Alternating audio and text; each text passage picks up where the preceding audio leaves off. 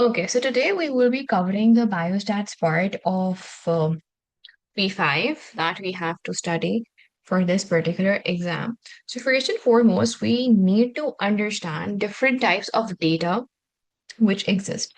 So there are basically two broad categories of data. We have quantitative data and we have qualitative data. As the name suggests, quantitative data deals with numbers. So any data that we're collecting in the form of a quantity, a data which can be represented in numbers in or it can be quantified, that comes under the heading of quantitative data. Then we basically have another type of data, which is qualitative data. When we talk about qualitative data is basically a data which deals with different categories, which is also known as categorical data. Now, first let's talk about the quantitative data part. So, quantitative data, as we said that quantitative data is any data expressed in numbers. Now, when we're talking about a data expressed in numbers, that those numbers can belong to continuous data or they could be representative of discontinuous data. Now, what's the difference between continuous data and discontinuous data? When you talk about continuous data is basically a set of data which belongs to a certain range. ठीक है? आपके पास the data falls in a constant sequence and can take any value within a range. For example, let's say we're talking about height. So, height of a population is a classic example of continuous data. Let's say we have a population of men and their height is between 5'7" to 6'2". So 5 feet 7 inches to 6 feet 2 inches इसके बीच में कोई भी value जो है data की वो मौजूद हो सकती है हाइट की. So we can have numerous people having a height in this range. Subsequently, if we talk about weight, weight is a classic example of continuous data because weight of a population, weight of a data set could be present in a certain range. Also, when we're talking about continuous data basically एक तो एक range में fall करता है. दूसरा, it can be written decimal values and fractions. हमारे पास क्या कहते हैं किसी का weight जो है वो 50.8 kgs हो सकता है. सो कोई भी डेटा जो नंबर्स में हो और वो एज डेसिमल्स या फ्रैक्शंस लिखा जा रहा हो that has to be continuous. ठीक है. ऑल्सो हमारे पास एक और क्या कहते हैं जो डिस्टिंक्शन होती है कंटिन्यूअस न्यूमेरिकल डेटा की वो ये होता है कि जो भी डेटा मेजरेबल है. फॉर एग्जाम्पल हाइट हो गया वेट हो गया हमारे पास क्या कहते हैं कॉन्सेंट्रेशन हो गया हमारे पास वॉल्यूम हो गया जो भी चीज हम मेजर कर सकते हैं using a measuring instrument using a device that form of data would be your continuous data. On the contrary, when we compare this with discontinuous data सबसे पहले तो एक रेंज में फॉल नहीं कर रहा हो. वो एक discrete, distinct, countable value होगी. For example, if I ask you to give me number of students present in a class, or if I ask you to tell me number of students who've taken biology as a subject in A levels, you will give me an exact distinct value.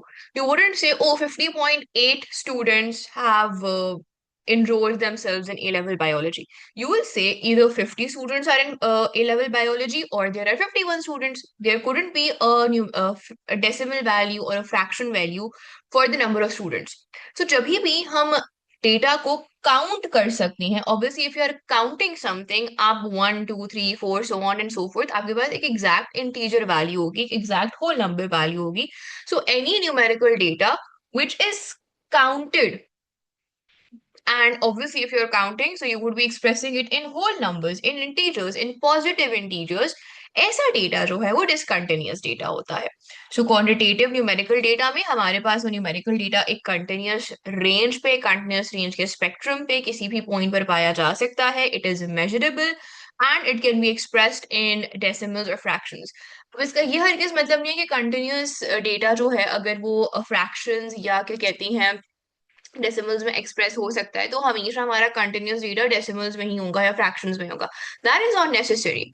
आपके पास क्या कहते हैं 5.0, let's say किसी की height for example 5 feet है, या अगर किसी का वेट जो है वो एग्जैक्ट 50 kgs है, these are not decimal values, ये आपकी होल नंबर वैल्यूज है। सो आपके पास कंटिन्यूस डेटा इंटीजर वैल्यू भी हो सकता है, और वो क्या कहते हैं डेसिमल वैल्यू भी हो सकता है, दोनों पॉसिबिलिटीज हैं। But when we talking about discontinuous data has to be in whole numbers, because वो काउंटेबल है। सो जब भी आप काउंटेबल डेटा की बात कर रहे हो, डिस्टिंक्ट डेटा की बात कर रहे हो, जो सिर्फ और सिर्फ होल नंबर्स में एक्सप्रेस हो सकता है, then that is a discontinuous numerical data. और कंटिन्यूअस एज आई सेड, एक स्पेक्ट्रम पे, एक रेंज पर, किसी भी पॉइंट पर अगर कोई डेटा सीक्वेंस लाई कर रहा है, that is an example of continuous data. Now let's talk about qualitative data. Qualitative data is basically a data that we've collected and it cannot be represented in numbers. ठीक है, हम उस data को count नहीं कर रहे हैं. For example हमारे पास लेट्स से ब्लड ग्रुप्स, हमारे पास जो ब्लड ग्रुप्स हैं A, B, O, A B, ये हमारे पास क्या कहते हैं, 4 कैटेगरीज हैं, A B, A, O and B, ये कैटेगरीज हैं. तो हमारे पास क्या कहते हैं, इसी तरह से फॉर एग्जाम्पल अगर मैं स्पीसीज की बात करूं, अगर मैं किसी भी स्पीसीज का डेटा इकट्ठा कर रही हूँ, तो वो हमारे पास क्या कहते हैं, कैटेगोरिकल डेटा होते हैं. Any data which is not expressed in numbers, that is basically categorical और क्वालिटेटिव डेटा. फिर हमारे पास क्या कहते हैं, कैटेगोरिकल या क्वालिटेटिव डेटा को हम फर्दर डिवाइड करते हैं नॉमिनल में एंड ऑर्डिनल में. हमारे पास अगर कैटेगरीज ऑफ डेटा जो है उनको हम किसी ऑर्डर में अलाइन नहीं कर सकते, एक मीनिंगफुल ऑर्डर नहीं दे सकते, सो हमारे पास उन कैटेगरीज को हम नॉमिनल डेटा बुलाते हैं, because those categories can not be, they cannot be or they are not arranged in a specific order. On the other hand, if the categories can be arranged in a meaningful order, we can give ranks to them. हम क्या कहते हैं, lowest to highest, highest to lowest की form में उसको arrange कर सकते हैं उन कैटेगरीज को, तो वो हमारे पास फिर ऑर्डिनल क्वालिटेटिव डेटा बन जाता है. So ordinal qualitative data, ordinal basically आया ही ऑर्डर से. So ordinal is basically when categories are ranked in a meaningful order and the interval between them may not be equal. So एक category और दूसरी category के दरमियान का जो भी क्या कहते हैं, लेट्स हम जिस भी बेसिस पे ऑर्डर कर रहे हैं, उस ऑर्डर में लेट्स से हमारे पास जो एक कैटेगरी और दूसरी कैटेगरी और फिर तीसरी कैटेगरी के दरमियान जो डिफरेंस है, जरूरी नहीं है कि हर कैटेगरी के दरमियान डिफरेंस सेम हो. For example, let me give an example for this. Let's say मेरे पास um, मैं बेसिकली बात कर रही हूँ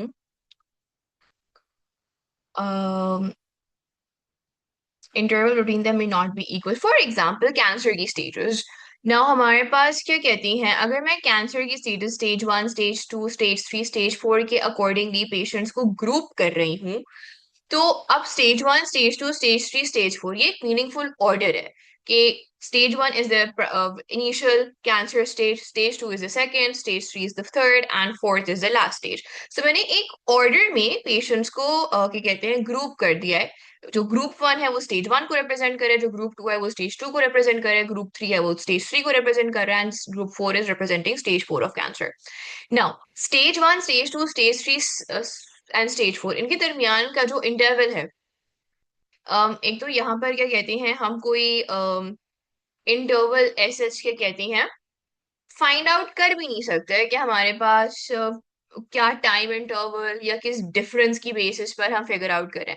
इट्स बेसिकली कि हमारे पास कैंसर कौन सी स्टेज पर पहुंच गया है, उस बेसिस पर हमने एक मीनिंगफुल ऑर्डर क्रिएट कर दिया है. सो यहाँ पर जो इंटरवल है, that interval is not a very significant quantity we can say, और अ सिग्निफिकेंट मेजर. तो यस, हमारे पास ये डेटा ऑर्डर्ड है, 1, 2, 3, 4 में हमने इस कैंसर की स्टेजेस को ऑर्डर कर दिया है, बट उनके दरमियान का जो इंटरवल है that may not be equal.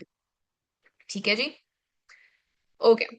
Now अब हमें ये पता होना चाहिए क्या कहते हैं अपने पेपर 5 के लिए, कि हम किसी भी डेटा को देखकर कैसे आइडेंटिफाई करें कि कौन सा वाला जो हमारे पास वेरिएबल है वो क्वालिटेटिव है, क्वांटिटेटिव है, क्वांटिटेटिव है तो कंटिन्यूअस है कि डिसकंटिन्यूअस है, क्वालिटेटिव है तो नॉमिनल है कि ऑर्डिनल है, ये हमें पता होना चाहिए। अच्छा, हमारे पास क्या कहती हैं, जो हमारा डिसकंटिन्यूअस डेटा होता है that is usually expressed in the form of bar graphs. ठीक है, हमारे पास कंटिन्यूअस डेटा जो होता है वो हिस्टोग्राम्स या फिर लाइन ग्राफ्स के थ्रू एक्सप्रेस हो रहा होता है। क्वालिटेटिव जो है, क्वालिटेटिव भी हमारे पास क्या कहते हैं, बार ग्राफ्स में या फिर पाई चार्ट्स में एक्सप्रेस हो रहा होता है। So over here let's have a look. Now हमारे पास जो ये A B and C and D है, let's say A B C and D, these are different types of species. Let's say different animals की बात करें और हम देख रहे हैं कि डिफरेंट एनिमल्स जो हैं उनकी एक पर्टिकुलर हैबिटेट में कितने नंबर्स हैं।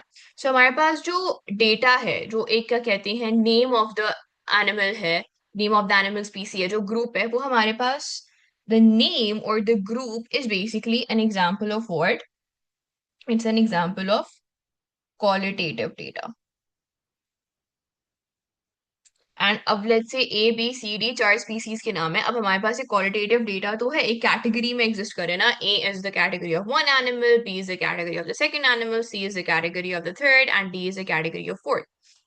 यहाँ पर हमारे पास ये कहते हैं किसी भी बेसिस पर हमने इन्हें एक ऑर्डर में असेंबल नहीं किया। अब we have 80 then 50 then 90 and 65, यहाँ पे हमें कोई रैंकिंग कोई ऑर्डर दिखाई नहीं दे रहा। सो ये क्वालिटेटिव डेटा है। क्वालिटेटिव डेटा की कौन सी एग्जांपल है, नॉमिनल। सही है। सो एक्स एक्सिस पे हमारे पास for this bar graph we have qualitative data and that also belonging to the nominal sub group of qualitative data. फिर अगर हम वाई एक्सिस की बात करें, वाई एक्सिस पे हमारे पास फ्रीक्वेंसी है, काउंट है। फ्रीक्वेंसी क्या होती है, how many times a certain thing is repeating. तो हम अब फ्रीक्वेंसी क्या आ रही है, काउंट में आ रही है। काउंटेबल डेटा क्या होता है, काउंटेबल वैल्यूज की जब भी बात आ रही है तो वो हमारे पास होता है discontinuous quantitative data. So because count है, so this would be discontinuous quantitative data. So on the y-axis we have discontinuous quantitative data, on the x-axis we have qualitative data which is nominal. When we talk about histograms, histograms पे आप देख सकते हो क्या है, हमारे पास histogram में को नजर आ रहा है एक continuous आपको रेंज नजर आ रही है। सो फ्रॉम 0 to 60 की हमें एक रेंज नजर आ रही है on the X axis. So on the X axis we have a range and इस रेंज पे हमारे पास जो वैल्यूज हैं वो फॉल कर रही होंगी। ठीक है, बस हमारा डेटा जो है वो इस रेंज में एग्जिस्ट कर रहा है, the data is being expressed in a range. तो हर रेंज की क्या फ्रीक्वेंसी है, that is expressed on this particular frequency distribution curve. तो अगर हम एक्स एक्सिस की बात करें, एक्स एक्सिस पे हमारे पास जो रेंज वाला डेटा है that is basically continuous data. So this is basically continuous quantitative data, क्योंकि हमारे पास ये numbers में 0 to 60 हमारे पास numbers हैं। तो क्योंकि numbers हैं x axis पे, so this is a numerical type of a data, so that's why it's quantitative. Let me use a different color, या इसको मैं अलग से लिख देती हूँ। ये हमारे पास क्वांटिटेटिव है क्योंकि नंबर्स में हम एक्सप्रेस कर रहे हैं अपने डेटा को, कैटेगरीज में एक्सप्रेस नहीं कर रहे हैं, हम नंबर्स में अपने डेटा को एक्सप्रेस कर रहे हैं। तो क्योंकि हम नंबर्स में एक्सप्रेस कर रहे हैं, it is quantitative in nature and because it's in a range, it's in a constant sequence, it is what, it is an example of continuous quantitative data. फिर अगर हम बात करें वाई एक्सिस की, वाई एक्सिस पे हमारे पास frequency है। Frequency हमारे पास एग्जैक्ट काउंट होता है कि कोई भी चीज कितनी दफा अकर कर रही है, कितनी दफा प्रेजेंट है। So this would be Y axis पे, क्योंकि हमारे पास काउंट है, फ्रीक्वेंसी है, which would be for each of the range, वो एक स्पेसिफिक फ्रीक्वेंसी की वैल्यू होगी। तो ये क्या है, ये हमारे पास डिस्क्रीट या फिर डिसकंटिन्यूअस क्वांटिटेटिव डेटा है।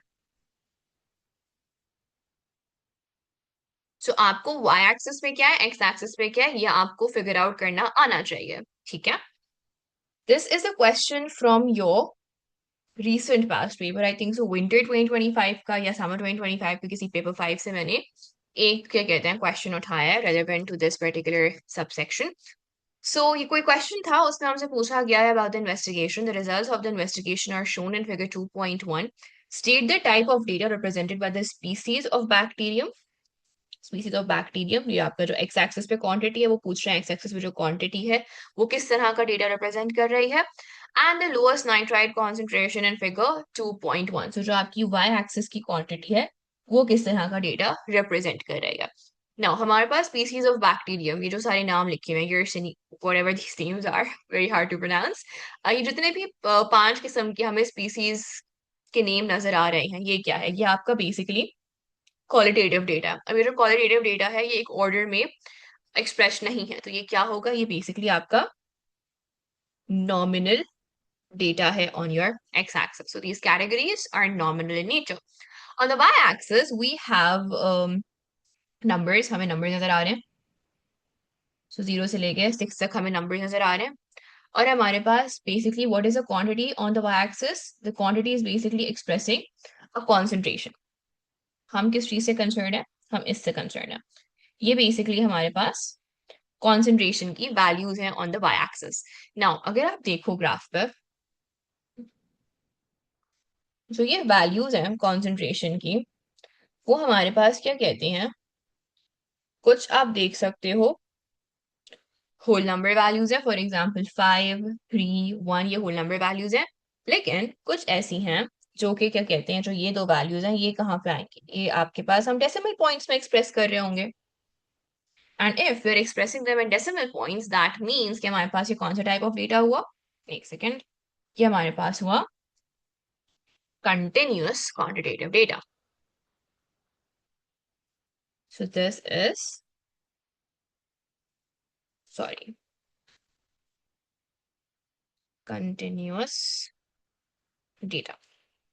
So हमें क्या कहते हैं, ग्राफ्स को देखते हुए या हमारे पास इंफॉर्मेशन को देखते हुए हमने ये आइडेंटिफाई करना हमें आना चाहिए कि whether the data shown is it quantitative, qualitative, and जब आप quantitative qualitative की बात करोगे तो आपने ये आइडेंटिफाई करना है कि अगर quantitative है तो continuous है कि discontinuous है, qualitative है तो nominal है या फिर ordinal है। So आपके जो आंसर्स होंगे when you're talking about an examiner asking you a question to identify what type of data it is, so आप continuous, discontinuous, nominal, ordinal की फॉर्म में आंसर करते हो, ठीक है।